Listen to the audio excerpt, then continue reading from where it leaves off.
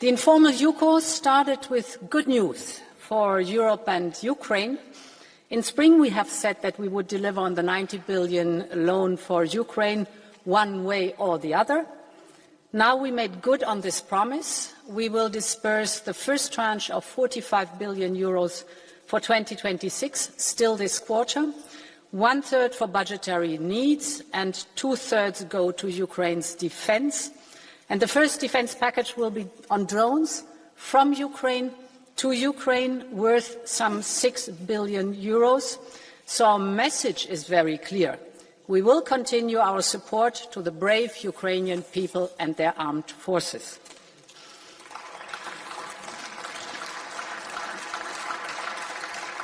While Russia is doubling down on its aggression, Europe doubles down on our support for Ukraine.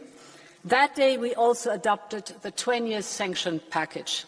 And yes, the sanctions are biting. They have a biting effect on the Russian economy, with inflation increasing and interest rates skyrocketing.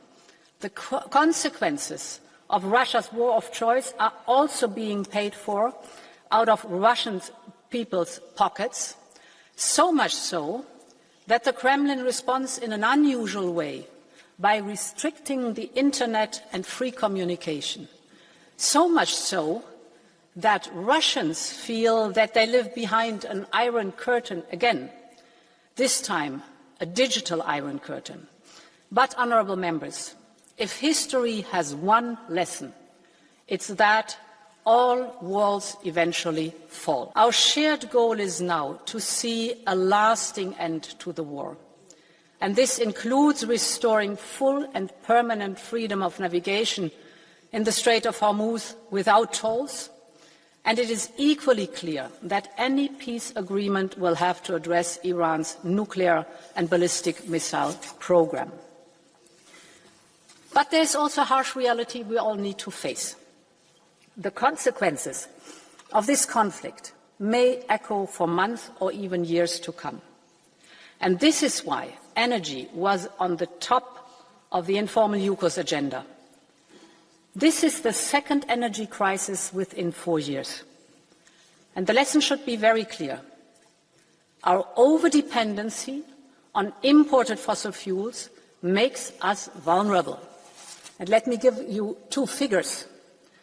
In just 60 days of conflict, our bill for fossil fuel imports has increased by over 27 billion euros, without one single molecule of energy in addition.